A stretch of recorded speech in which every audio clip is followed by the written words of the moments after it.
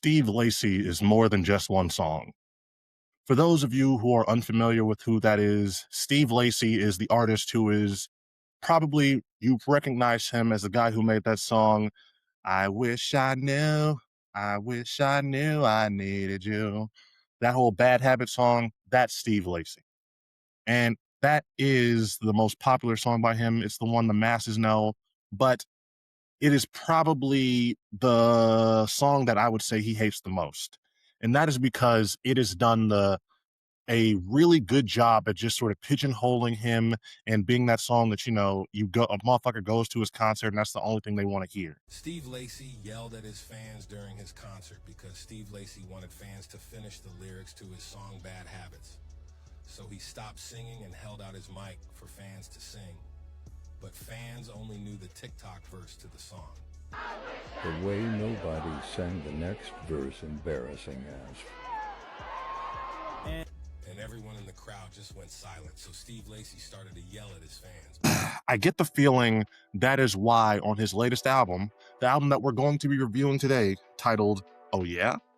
I believe that is why Steve Lacy not only made a conscious decision to sort of move away from that almost sunny, energetic sound that he had on that album, and is instead on this one going with a more subdued, sort of relaxed, almost sort of chill vibe. Ladies and gentlemen, boys and girls, Mr. and Lady viewing at home, thank you all so much for tuning into Kinetic Aesthetic. I'm your hostess with the mostest, Germ, and today, of course, we're taking a look at Steve Lacy and his latest album, Yeah. Now, this album comes in at only 10 songs. It's only 39 minutes, not even 40. So it's a quick listen. It's something that's not going to take up too much time of your day, like I always say. But even more so than that, this is an album that just has a lot of real nice, chill, good vibes. I can, going back to what I was saying about his last album, which was Gemini Rights, that one had a lot more, I hate to just use this word. I'm one that when it comes to describing music, describing the way an artist is moving, I sort of go based off of almost color sometimes and just like the way that their music sort of correlates with weather and things like that. Whereas that last album, Gemini Rights, was more of a sunny, clear skies, fun day type of album. This is definitely much more of a, I want to chill inside. I want to just smoke some weed a little bit and just, cool out. And I don't think there's anything wrong with that. I'm a big fan of a lot of this album. The lead single that he released with SZA, Is It Cool? That's one of my favorite songs that I've heard this year. The song that had Erykah Badu on it was great as well, along with, I Like Nothing on this album. Doom was a good song too. So there's a lot of highlights on this album. I really can't say that there's a bad song, although if we're going to talk about it and be real, Nice Shoes in Your World just did not need to be that long. I'm never a fan of songs that are 9 minutes when they don't need to be, although I will say it wasn't the worst 9-minute song in existence. But overall, this was just a very much different type of sound from him.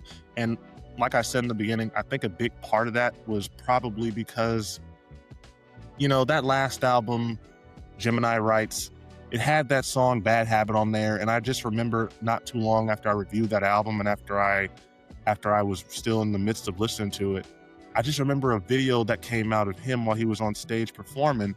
He had gotten so tired of people trying to request that song get played and that's all that he would perform, that he just smashed his guitar and walked off the stage.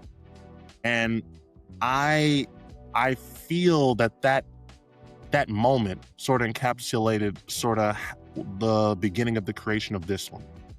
Because this isn't an album where he's venting about, being misunderstood as an artist or anything like that. It's not an overly whiny album. It is still just pretty much about love and those feelings. And, the songwriting, which we'll get into, is probably left a lot to be desired. But overall, this isn't a album that necessarily seems personal. It's more just like another fun sort of love album from him, because that's the type of music that he just excels at making. But what's the proper way to word this? It definitely had a lot of more emotional moments on the song, on these songs.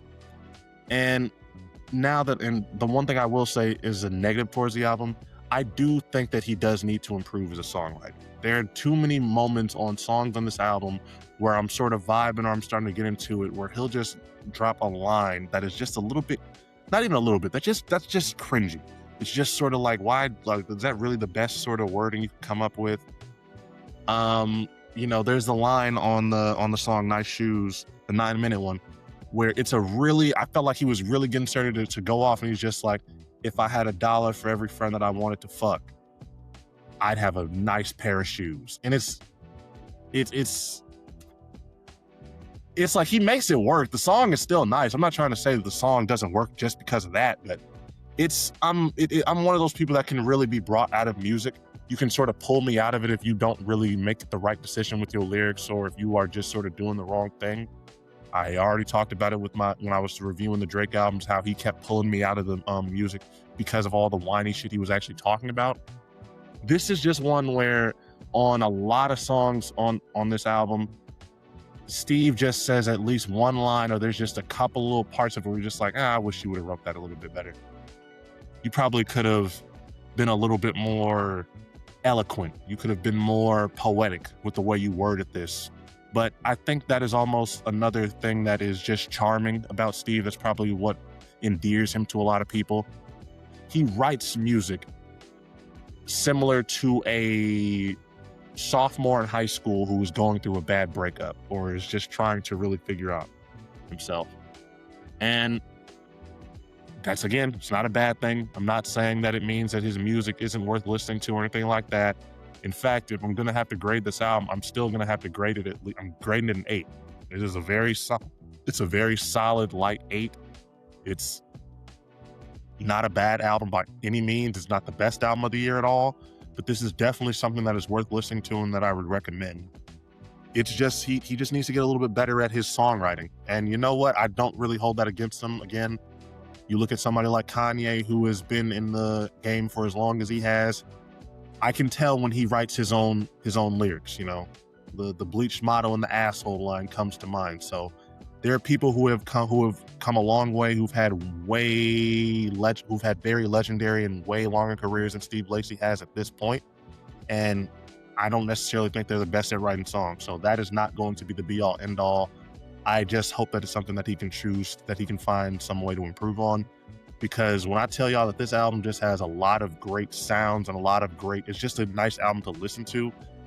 I don't know. I'm not lying to y'all.